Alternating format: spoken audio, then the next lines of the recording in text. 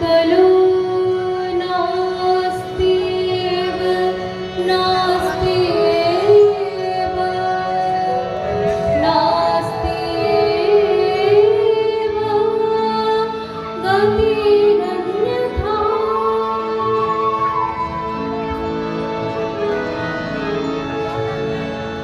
জয়নিতাই, উপস্থিত ভক্তবৃন্দের চরণে আমার দণ্ডবৎ প্রণাম। আজ মহাপ্রভুর ভাবটি কেমন না, সুরধ্বনির তীরে যাইয়া নবীন নাবিক হইয়া সহচর মেলিয়া খেলান। অর্থাৎ মহাপ্রভু সুরধ্বনি গঙ্গার তীরে গিয়ে ভাবছেন, আমি তো ব্রাহ্মণের ছেলে, পুজোপাঠ আমি অনেক করেছি, কিন্তু নৌকা চালানোটা আজকে আমায় ভালো করে দেখাতে হবে। কেননা এই ভক্তির নৌকা চালিয়ে আমি সকল মানুষকে এই ভবসাগর পার করে দেব। তাই সুরধ্বনি তীরে যাইয়া নবীন নাবিক হইয়া সুরধ্বনি তীরে যাইয়া নবীন নাবিক হইয়া সহচর মিলিয়া খেলায় গো, সহচর মিলিয়া খেলায় গো। মহাপ্রভু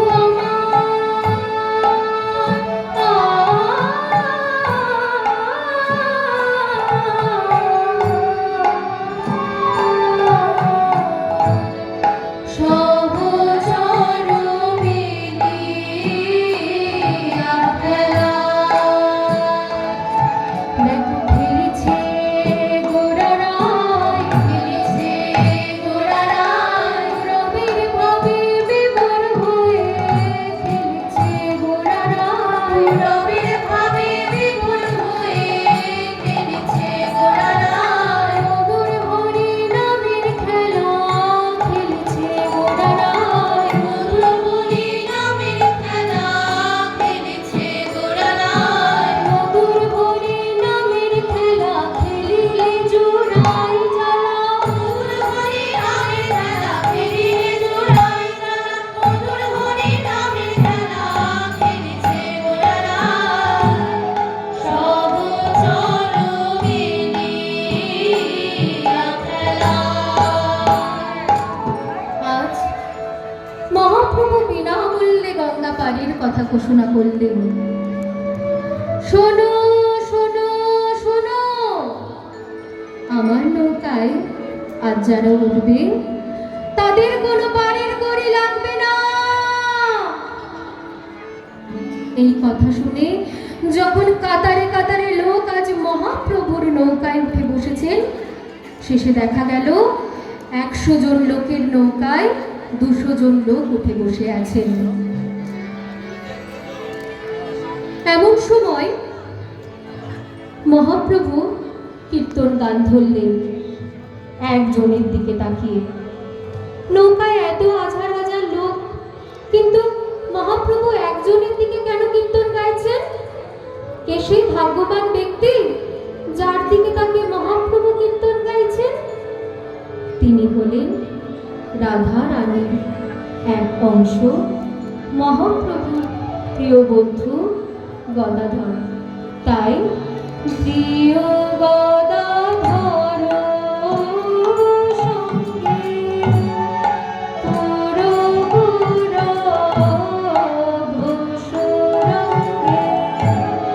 প্রিয়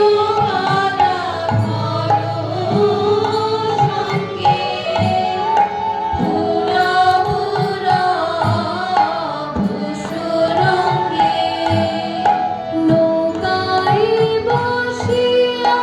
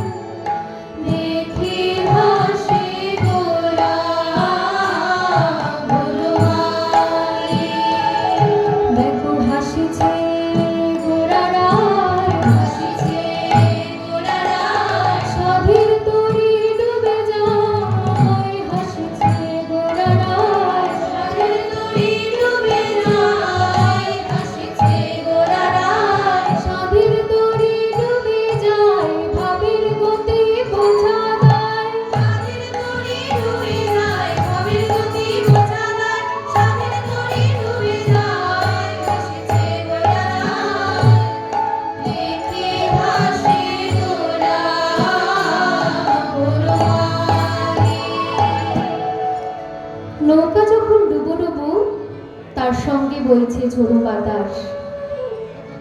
এমন সময় মহাপ্রভুর মুখে হাসি দেখে নিত্যানন্দ ধমক দিলেন, ও ভাই নিমাই, আজ সকল মানুষের বিপদ সংকটাপন্ন আর তুমি হাসছো?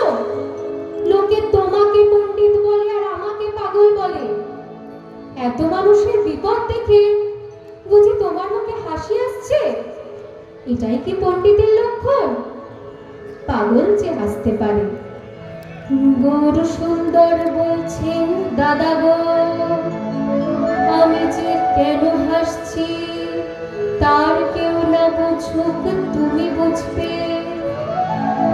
আচ্ছা বুঝবো, তুমি বলে দিলেই বুঝবো কেন হাসছো। কেন হাসছি জানো দাদা? এই যে আজ নৌকা ডুবে যাচ্ছে দেখে যারা হরিনাম করছেন, আমি নিজে একদিন তাদের বাড়িতে গিয়েছিলাম আর করজোরে বলেছিলাম, ওরে কলিজি একবার হরি বল বল। শ্রীমদ্ ভাগবতে প্রহ্লাদ সপ্তম স্কন্ধে বলেছেন,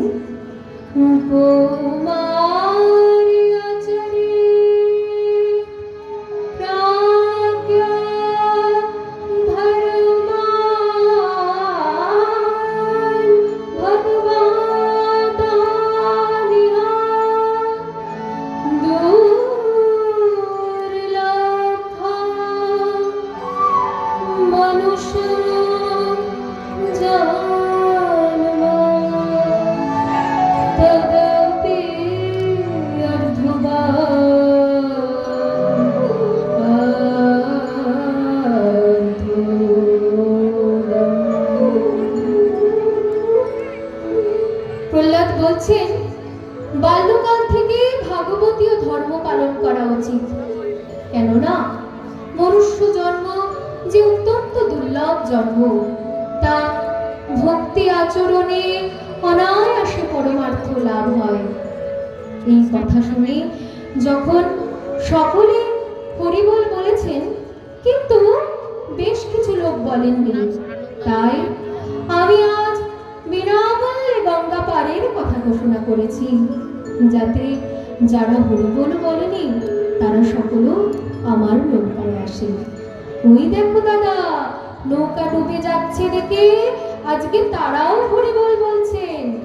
আমার তাই হাসি পেয়েছে, তাই হাসি পেয়েছে, প্রাণীর ভয় হরি বলছে, তাই হাসি পেয়েছে, প্রাণীর ভয় হরি বলছে, তাই হাসি পেয়েছে, প্রাণীর ভয় হরি বলছে, পায়ে ধরেছি কেউ বলে না, প্রাণীর ভয় হরি বলছে, পায়ে ধরেছি কেউ বলে না, প্রাণীর ভয় হরি বলছে, তাই হাসি পেয়েছে, কে হাসে তোরা বনমালী।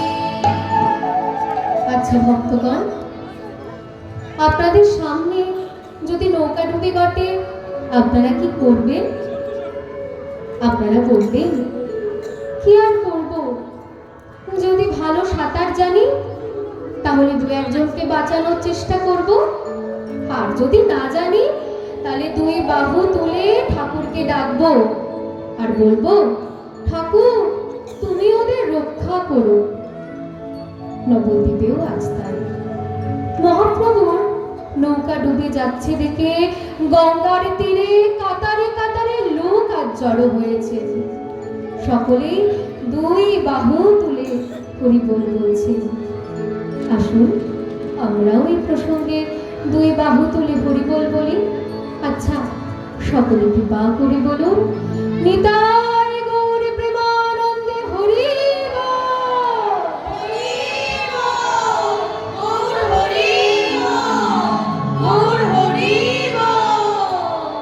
ঘন ঘন হরি বল কেউ করে উতরো, ঘন ঘন হরি বল কেউ করে উতরো, কুলে নদী আলোক দেখে, কুলে নদী আলোক দেখে, ভুবন মোহন লয়া দেখিয়া বিবশ হইয়া, ভুবন মোহন লয়া দেখিয়া বিবশ হইয়া, যুবতী বলিল লাখে লাখে, যুবতী বলিল লাখে লাখে, আমি এমন নাবিক দেখি নাই, এমন নাবিক দেখি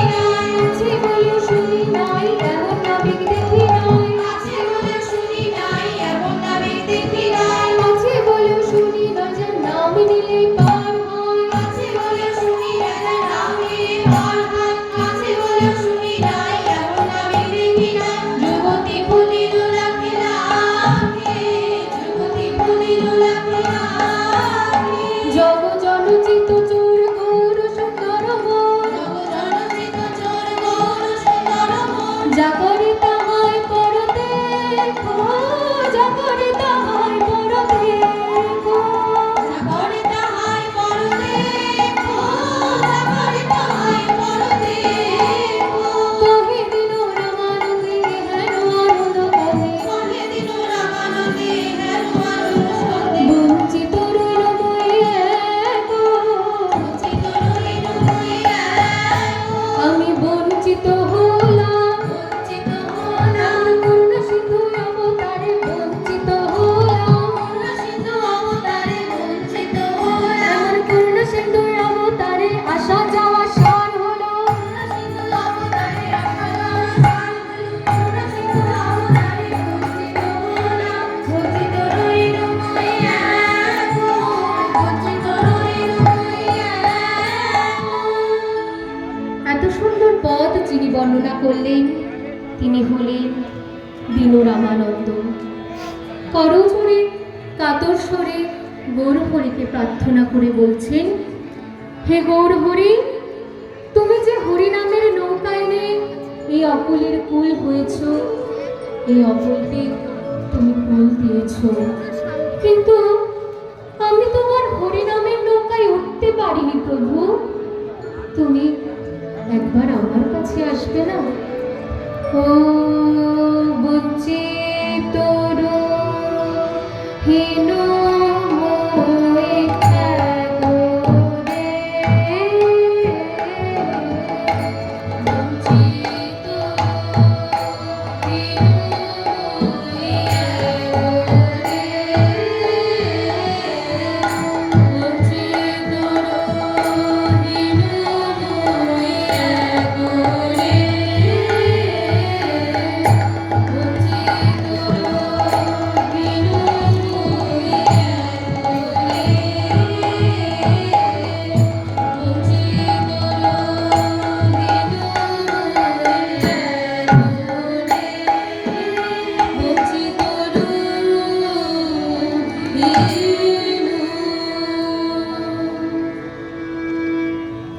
वदन्ति तत्तत्त्वविदस्तथ्यं यज्ज्ञानमद्वयं ब्रह्मेति परमात्मेति भगवानिति शब्दते।